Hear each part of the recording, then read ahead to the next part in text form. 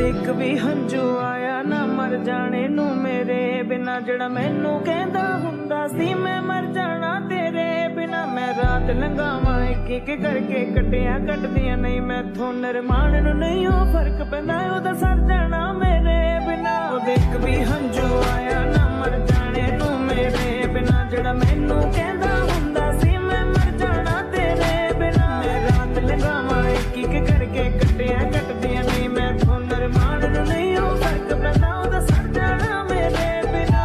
যখন আধারে পথ হারিয়েছি তুমি ছিলে হাতটি ধরে, যখন ছিল না কেউ